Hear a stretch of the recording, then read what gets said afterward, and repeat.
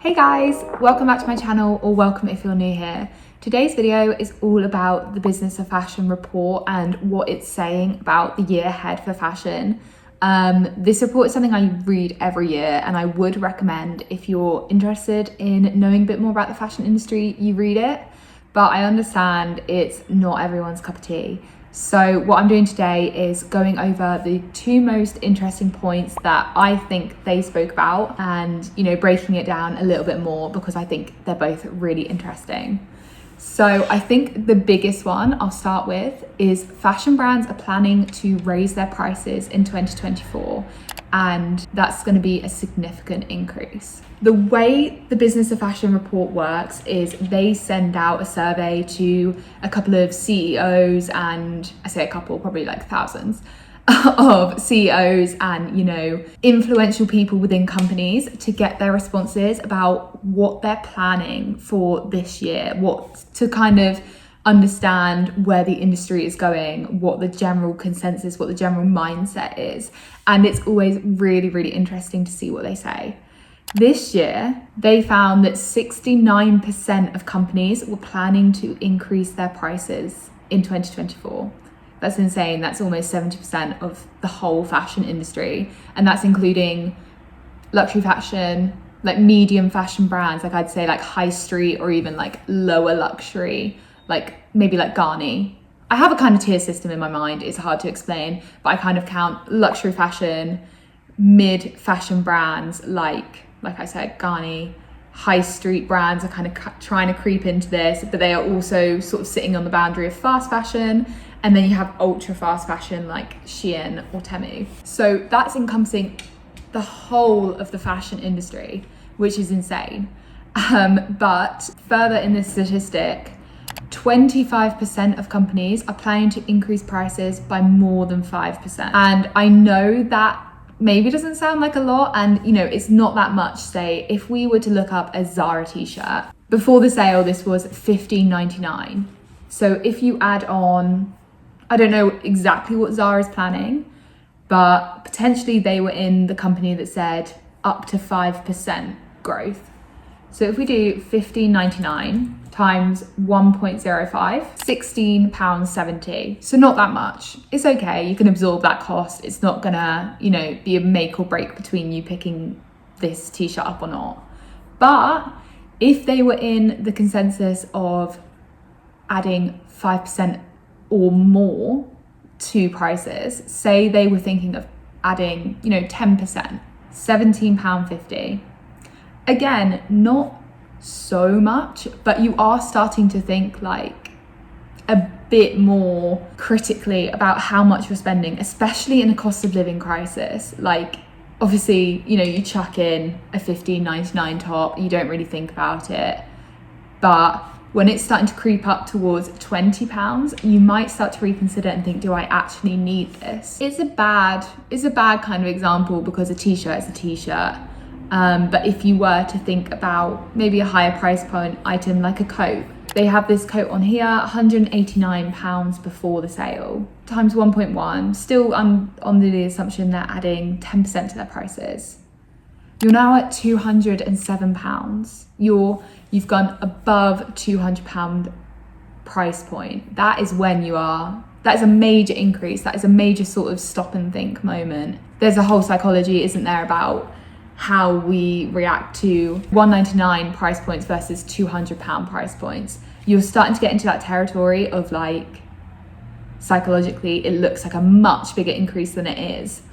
So I think it's a really slippery slope for brands to be walking, to be honest. The report did say that they'd started doing this last year, and I think this was to absorb like the cost of inflation, the sort of political situation and how that impacted the supply chain, all of these things. A couple of brands had started to increase their prices. Zara was one of them, Uniqlo. And they reported that there wasn't significant backlash about this. They didn't see a significant drop in sales or anything. So potentially it could be fine. And, we aren't seeing that much of a public reaction to brands putting up their prices this year. But I think it's going to be a lot more noticeable, especially if all of the fashion industry is doing it. And this is building on, you know, the past year of already putting up prices. In a cost of living crisis, I know I am being so careful about what I'm buying, whether I really like the item before I buy it. Obviously, I'm doing my year of 5 year, but I am really penny pinching myself when it comes to more frivolous things like fashion. I don't know if they'll get away with it this year in the way that they seem to have last year. What I think is really interesting about this whole thing, the reason why I wanted to talk about it on camera, is because I'm so interested in how this is going to change people's mindsets towards fast fashion and ultra fast fashion. Because I feel like the biggest reason people shop at Zara is because it's affordable. That's what all the kind of negative comments I get talk about when I put out a video bashing Zara or bashing H&M. I don't know that people are going to be able to hold on to this belief when Zara is starting to encroach upon prices of higher high street brands, or even, you know, more of the mid brands like I spoke about, like Garni. Hey guys, I'm just editing right now and wanted to jump in with a couple of comments. So news came yesterday, just as I was finished filming this, that H&M are now going to be doing a concept store on Kings Road, and customers can expect premium products and really fashion forward items.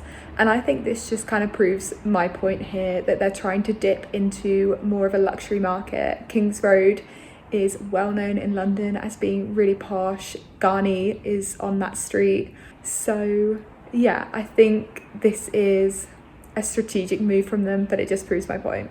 When you're starting to see price points at Zara of £200 or more, you may as well go to a better retailer like Garni, whose fabrics and whose process and whose quality you can trust more. So I'm so interested to see if this is going to lead to like mass exodus of Zara customers who were really stringent defenders of the brand, whether they're going to be able to hang on to this belief once they have to think about their purchases a bit more. I don't know, maybe they'll still defend the brand for what it is. It is easily consumable fashion, so maybe that's what they're going to go for. The second thing I wanted to point out, which I'm a bit annoyed at myself for not bringing into the video, is exactly why I'm a bit annoyed about these price rises. Because in the same report that I've been mentioning, CEOs were also talking about the fact that expenses are going to be going down. Inflation's going down and whatever. They're not saying anything about how they're going to be spending this surplus, and I think it's really annoying that brands like H&M and Zara, who are well known for bad working conditions, are going to be getting more money for the same products they're putting out, and not mentioning garment workers and paying them more with this profit. I'm not saying they couldn't come out and say this later on, but so far I haven't been able to find anything about maybe them saying we're going to be paying more, we're going to be working towards unions, blah blah blah. There has been quite a lot of online discourse about this already. I know that the Zara thing was brought up, but I have not been able to find, you know, any kind of like evidence or receipts about this. But luxury fashion, which is also planning to put their prices up, and did put their prices up last year, there was a lot of online discourse about this, about how much luxury brands are now able to sell their products for, and what this means for, you know, casual consumers of the brand, you know, entry point consumers who may be willing to spend £400 on a bag. But if you are increasing, say, your prices by 10% as a luxury fashion brand, I should have been able to do that in my head, is £440. Again, you're kind of encroaching to the point where you're thinking it's £400 for a bag, or it's £450 for a bag, and you're thinking £50, what could I buy for that in this economy? That's maybe like someone's shopping for a week. Do you know what I mean? I think there's going to be such a clear divide between who is shopping where if this increases, because only the top 10% of, you know, income earners are going to be able to afford luxury fashion. I don't even know where everyone else is going to fall, to be honest. Is everyone just going to have to fall back to Shein and Temu in the ultra fast fashion category, which would be completely terrible for our environment? I'm not even going to touch on that. But it does kind of lead me to the other point I was thinking about with this business of fashion, which says that their rivalry is going to massively heat up. Both brands are looking to expand further in this new year. They're looking to grow and, you know, keep churning out, which is really not a great thing for the environment. I wanted to highlight these two statistics I read recently because it's insane, and I think it does prove my point that people are turning away from fast fashion now the prices are going up and just moving back to ultra fast fashion no matter the quality, because Business of Fashion reported that Shein is now creating 2,000 to 10,000 new styles on their website every day. 10,000 new items at max. That's insane.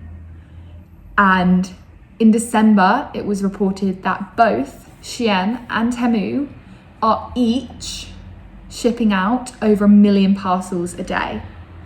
Each shipping out. That's insane. But I think it does prove my point that people are going to be turning to ultra fast fashion, turning their backs on fast fashion as the prices go up and they can no longer justify, you know, doing a £500 Zara haul online when they can maybe only get, you know, 10 items, or you do a £500 Shein haul online and you can get 1,000 items. Like, it's interesting though, and I do really enjoy talking about it and thinking about it. So thank you if you have stuck with me this long. Thank you for clicking on this video, and I will see you in the next one. Have a lovely week. Bye.